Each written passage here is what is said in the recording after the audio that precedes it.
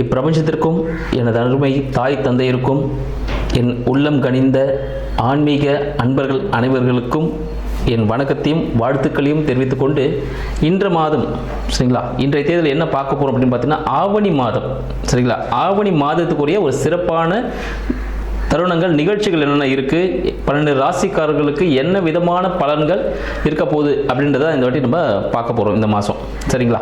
இதில் 12 ராசிக்காரர்களுக்கும் ரொம்ப சிறப்பான ஒரு அமைப்பு இருக்குமா அப்படின்னு கேட்டிங்கன்னா கண்டிப்பாக இருக்கும். இப்போ பார்த்தீங்கன்னா நம்ம தமிழ் புத்தாண்டு தாண்டி நம்ம வந்துட்டு இருக்கோம். ஸோ இந்த ஆவணி மாதம் எல்லாருக்கும் மிக சிறப்பான ஒரு அமைப்பை கொடுக்கும். அப்படி என்னென்ன அமைப்பை யாருக்கெல்லாம் கொடுக்குது அப்படின்னு பார்த்துருவோம். முதல்ல ஆவணி மாதம் சரிங்களா, ஆவணி மாதத்தோட சிறப்பு என்னன்னு சொல்லிட்டு பார்த்துடலாம். ஆவணி மாதத்தை பார்த்தீங்கன்னா சிம்ம மாதம் அப்படின்னு சொல்லுவாங்க. இதுக்கு காரணம் என்ன பார்த்தீங்கன்னா சிம்மம் சரிங்களா, சிம்ம ராசியில் சூரிய பகவான் அதிபதி சூரிய பகவான் பார்த்தீங்கன்னா அவரோட ராசியிலேயே ஆட்சி பெற்று அமர்ந்திருந்து எல்லா வேலையும் திடமான விஷயங்களை செஞ்சு கொடுக்க போறார் அப்படின்னு சொல்லலாம். இதெல்லாம் சிம்ம மாதம்னு சொல்லுவாங்க. இந்த மாதத்துல பார்த்தீங்கன்னா நமது மகாவிஷ்ணு அவர் என்ன பண்ணுறாரு, இந்த உலகத்தையே அளக்கிறதுக்கு ஒரு சின்ன குட்டை வடிவ பையனாக இருந்து இந்த உலகத்தையே தன் காலடியில் அளக்கக்கூடிய நிகழ்ச்சி அப்படின்னு பார்த்தா திருவோணம் நட்சத்திரம், ஆவணி மாதம் திருவோணம் நட்சத்திரத்தில் இந்த நிகழ்ச்சி நடக்குது சரிங்களா. அந்த தினத்தில் தான் அவர் பிறந்திருந்தார். அடுத்தது பார்த்தீங்கன்னா இது சிவபெருமானுக்கும் உரிய மிக சிறப்பான ஒரு மாதம் அப்படின்னு சொல்லலாம். அதுவும் பார்த்தீங்கன்னா இன்னொன்று நம்ம கிருஷ்ண பரமாத்மா அஷ்டமி திதியில், ஆவணி மாதத்தில் அஷ்டமி திதியில் தான் பிறந்திருக்கிறாரு. ஸோ அத்தனை கூட சிறப்புகளும் இருக்கு. சரி, இவங்களுக்குலாம் இருக்கு. அப்போ விநாயகர் விட்டுருவோமா? நம்ம விநாயகருக்கு சங்கடா சதுர்த்தி, மகா சங்கடா சதுர்த்தி இந்த வருடத்தில் கடந்த ஒரு வருடமா சதுர்த்தி விரதம் நம்மளால கடைபிடிக்க முடியல அப்படின்னு சில நாள் இருப்பாங்க, தொடர்ந்து பண்ணிட்டு இருப்பாங்க. சில டைம் பண்ண முடியாமல் போயிருக்கும். அவங்க எல்லாமே அந்த டைம்ல விட்டிருந்தாலும் இந்த மகா சங்கட சதுர்த்தி அப்படின்னு சொல்லக்கூடிய விநாயகர் சதுர்த்தி அப்படின்னு சொல்லுவோம். அது பார்த்தீங்கன்னா ஆவணி மாதம் நம்மளுக்கு வரப்போகுது சரிங்களா. அதில் நம்ம ஆகஸ்ட் 27 அப்படின்னு சொல்லலாம் ஆங்கிலத்தில். ஸோ அந்த தேதிக்கு வரக்கூடிய சதுர்த்தி விரதம் சரிங்களா, மகா சங்கட சதுர்த்தி விநாயகர் சதுர்த்தின்னு சொல்லுவோம். ஸோ விநாயகர் முழு முதற் கடவுள் விநாயகரை வழிபட்டு நம்ம செய்யக்கூடிய அனைத்து செயல்களும் சிறப்பாக இருக்கும் அப்படின்றது நம் முன்னோர்கள் நம்மளுக்கு கொடுத்த ஒரு அருள்வாக்கு அப்படின்னு சொல்லலாம். இத்தனை மிக்க சிறப்பான ஆவணி மாதம் நமக்கு 12 ராசிக்காரர்களுக்கும் எந்த விதமான பலன்களை கொடுக்க போகிறது அப்படின்ற விஷயத்தை நம்ம தனித்தனியாக பார்த்துருவோம்.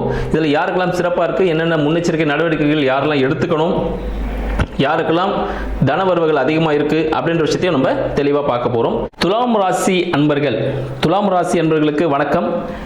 இந்த ஆவணி மாதம் துலாம் ராசி அன்பர்களுக்கு எத்தகைய சிறப்பான பலன்களை தரப்போகிறது அப்படின்றத இந்த நிகழ்ச்சி நம்ம இன்னைக்கு பார்ப்போம் சரிங்களா. இந்த சிம்ம மாதத்தில் துலாம் ராசியின் அதிபதியான சுக்கிர பகவான் சரிங்களா எங்க இருக்கார், கடகத்தில் இருக்கிறாரு. இந்த நேரத்தில் துலாம் ராசிக்கு எதிராகவே சரிங்களா சந்திரன் உச்சத்தில் இருக்கிறார். ஸோ சந்திரன் உச்சத்தில் இருக்கும்போது என்ன விஷயம் நடக்கும்னு பார்த்தீங்கன்னா துலாம் ராசி அன்பர்களுக்கு சில உடல் உபாதைகள் கொடுக்கக்கூடிய ஒரு அமைப்பா இருக்கும், மன சஞ்சலத்தோடு இருக்கக்கூடிய ஒரு அமைப்பா இருக்கும். இது எதனாலன்னு பார்த்தீங்கன்னா ஒரு வேலை சம்பந்தப்பட்ட சரிங்களா, வேலை சம்பந்தப்பட்ட ஒரு அழுத்தம் உங்களுக்கு இருந்துட்டே இருக்குன்னு சொல்லலாம். இந்த அழுத்தம் என்ன ஆகும்னா உடல் சம்பந்தப்பட்ட வயிறு சம்பந்தப்பட்ட ஒரு பிரச்சனையை கொடுக்கக்கூடியதா இருக்கும். ஏன்னா பேசும்போது நெகட்டிவா பேசுறேன் சரிங்களா, ஆவணி மாதம் ஆரம்பிச்சதுமே ஒரு நெகட்டிவ் தானா அப்படின்னு சொல்லிட்டு என்னாதீங்க. ஏன்னா ஒரு சின்ன ஒரு விஷயம் தான், நம்மளுக்கு உடல்ல சரியாகிறது ஒரு சின்ன ஒரு மாத்திரை ஒன்று சாப்பிடுவோம்ல, அது போல தான். ஏன்னா இதுக்கப்புறம் உங்களுக்கு எல்லாமே நிறைய பெரிய விஷயங்கள்லாம் காத்துட்டு இருக்கு. அதனால தான் இதை சின்ன ஒரு விஷயத்தை முன்னாடியே சொல்லிட்டேன் உங்களுக்கு. ஸோ துலாம் ராசி என்பவர்களுக்கு பார்த்தீங்கன்னா உடல் உபாதைகள் கொடுக்கக்கூடிய ஒரு மாதமாக இருக்கு. அதனால வயிறு சம்பந்தப்பட்ட விஷயங்களை கொஞ்சம் நல்லா பார்த்துக்கோங்க. நிறைய நீர் சம்பந்தப்பட்ட உணவுகளை எடுத்துக்கோங்க, அது உங்களுக்கு சாதகமான சூழ்நிலையை கொடுத்துட்டு இருக்கும் சரிங்களா. அடிவயிறு சம்பந்தப்பட்ட, ஏன்னா உணவு பழக்கத்தை கரெக்டாக வச்சுக்கணும், அப்பதான் பார்த்தீங்கன்னா நீங்க தராசு மாதிரி இருப்பீங்க. ஸோ அதனால உணவு பழக்கத்தை கரெக்டாக வச்சுக்கிட்டீங்கன்னா உங்களோட உடல் உபாதைகள் குறைய ஆரம்பிக்கும் அப்படின்ற விஷயத்தை உங்களுக்கு தெரிவிச்சுக்கிறேன். அடுத்தது பார்த்தீங்கன்னா என்ன பண்ணலாம், உங்களோட 2ஆம் அதிபதி சரிங்களா, 2ஆம் 7ஆம் அதிபதியான செவ்வாய் பகவான் உங்களுக்கு 12ல சஞ்சரிக்கிற கன்னியில சஞ்சரிக்கிறார். இந்த காலகட்டத்தில் என்ன இருக்கும் பார்த்தீங்கன்னா உங்களோட பண வரவுகள், குடும்பம் சார்ந்த விஷயங்கள், உங்களோட மனைவி, கூட்டு தொழில் இருக்க பார்ட்னர்ஸ், ஸோ இவங்க சம்பந்தப்பட்ட விஷயங்கள், சிறிய செலவுகள் ஏற்படுறதுக்கான மருத்துவ செலவுகள் ஏற்படுறதுக்கான ஒரு அமைப்புல இருக்கு சரிங்களா.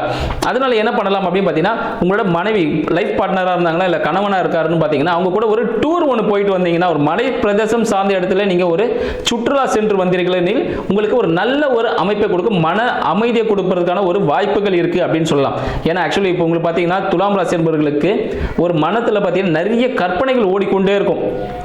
ஏதாவது ஒன்று திங்க் பண்ணிக்கிட்டே இருப்பீங்க, தேவையில்லாத விஷயமா தான் இருக்கும். இது எதனால் ஏற்படும் பார்த்தீங்கன்னா, நிறைய யூடியூப்ஸ் பார்க்கறதுனால நிறைய டெரர் மூவிஸ், ஆக்ஷன் மூவிஸ் பார்க்குறீங்க சரிங்களா. இது சம்மந்தப்பட்ட படம்லாம் நீங்கள் பார்க்கும்போது என்ன ஆகுதுன்னு பார்த்தீங்கன்னா, உங்களுக்கு மனதில் நிறைய கற்பனைகள் ஓடக்கூடிய ஒரு காலகட்டமாக இந்த ஆவணி மாதம் அமையுதுன்னு சொல்லலாம். அதனால இதெல்லாம் கொஞ்சம் ஸ்டாப் பண்ணிக்கோங்க. டீ காஃபி இதெல்லாமே குடிக்கிறத அறவே நிறுத்திடுங்க. இந்த விஷயங்கள் செய்யும்போது பார்த்தீங்கன்னா உங்களுக்கு ரொம்ப ஒரு பாசிட்டிவான ஒரு விஷயங்கள் நடத்துக்கான வாய்ப்புகள் நிறைய இருக்குது அப்படின்னு சொல்லலாம். அடுத்து உங்களுக்கு புதிய முயற்சிகள் பார்த்தீங்கன்னா, புதிய முயற்சிகள் அனைத்துமே அனுகூலமான சுகங்களை தரக்கூடியதாக இருக்கும். அது உங்களோட தந்தையின் ஆசீர்வாதத்தால் அப்படின்னு சொல்லலாம். உங்களுக்கு 3ஆம் அதிபதியான குரு பகவான் பார்த்தீங்கன்னா உங்களுக்கு மிதுனத்தில் இருக்கிறாரு சரிங்களா. 9ல் இருக்கிறதுனால ஆன்மீக சுற்றுப்பயணங்கள் உங்களுக்கு நல்ல மகிழ்ச்சியை கொடுக்கும் அப்படின்னு சொல்லலாம். உங்கள் தந்தையாரிடம் ஆசீர்வாதம் வாங்கிட்டு நீங்க எந்த செயலை செஞ்சீங்கனாலும் அது ஒரு சக்சஸ்ஃபுல்லான ஒரு அமைப்பை கொடுக்கும் அப்படின்னு சொல்லலாம்.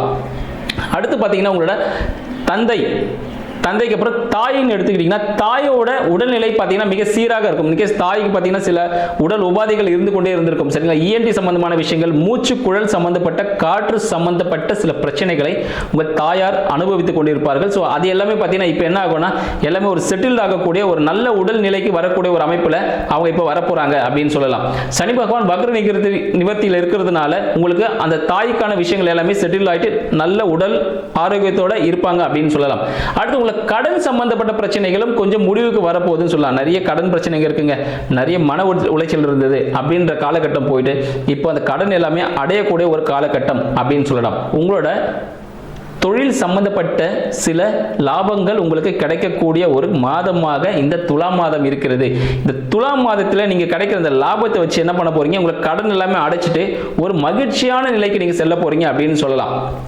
அடுத்து உங்களோட கோர்ட் கேஸ் சம்பந்தப்பட்ட ஏதாவது வழக்குகள் எதனா இருக்குமான்னு கேட்டீங்கன்னா, அந்த வழக்குகளும் விரயமாகக்கூடிய ஒரு காலகட்டம். அந்த வழக்குகள் முடிவுக்கு வரப்போகுது.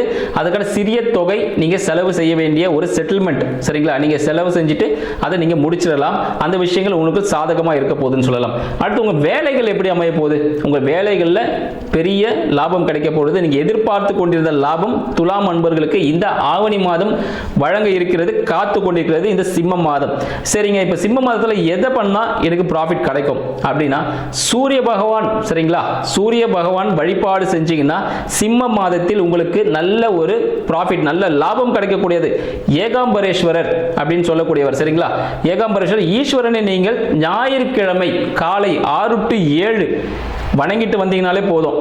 நான் இது போய் விளக்கேற்றுறேன் அதெல்லாம் எதுவுமே வேண்டாம். அவர் மனதால் நினைச்சு வழங்காலும் சரி, கோவில் போயிட்டு ஏகாம்பரேஸ்வரரை வணங்கிட்டு வரும்பொழுது துலாம் ராசி அன்பர்களுக்கு மிக சாதகமான பலன்கள், லாபங்களை அள்ளி தரக்கூடிய ஒரு மாதமாக இந்த ஆவணி மாதம் அமைய போகுதுன்னு சொல்லலாம். நீங்க முருகர் கோவிலுக்கு சரிங்களா, வீட்டு அருகில் உள்ள முருகர் கோவிலுக்கு நடைபாதையாக சென்று வருவதன் மூலமாக, காலில் செப்பல் போடக்கூடாது, வெறும் காலில் வீட்டில் இருந்து நடந்து கோவில் போயிட்டு முருகரை வழிபட்டு வரும்பொழுது உங்களோட விரயங்கள் அனைத்தும் சுபமாக மாறும்.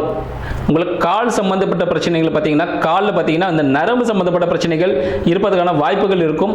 அந்த பிரச்சனைகள் எல்லாமே பார்த்தீங்கன்னா இந்த ஆவணி மாதத்தில் முருகன் வழிபாடு செய்யும் பொழுது அந்த பிரச்சனைகள் எல்லாமே சரி செய்யப்படும் அப்படின்னு சொல்லலாம். ஸோ நீங்கள் லாபம் பார்க்கணும்னா சூரிய பகவான் சரிங்களா, ஏகாம்பரேஸ்வரர் இவரை வழிபாடு செய்யுங்க. கால் சம்பந்தப்பட்ட பிரச்சனைகள் யாரும் பாதிக்கப்பட்டிருக்கீங்க வீட்டில் அப்படின்னா நீங்க தாராளமாக முருகப்பெருமானை வழிபடும் பொழுது கால் சம்பந்தப்பட்ட பாதிப்புலேருந்து நீங்கிடலாம் அப்படின்னு சொல்லிங்க. இந்த காலகட்டத்தில் விவசாயம் சார்ந்த தொழில்கள் சரியா, துலாம் ராசி என்பதற்கு விவசாயம் சார்ந்த தொழில்கள் ஒரு லாபத்தை கொடுக்கக்கூடியதாக இருக்கும். நல்ல ஒரு மகிழ்ச்சி தரமான ஒரு விஷயங்களை ஏற்படுத்தும்.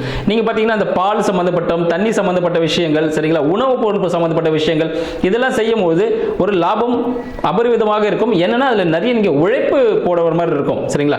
நிறைய உழைச்சாதான் ப்ராஃபிட் அதோட அதிகமாகவே கிடைக்கக்கூடிய ஒரு காலமாக இந்த ஆவணி மாதம் அமையுதுன்னு சொல்லலாம்.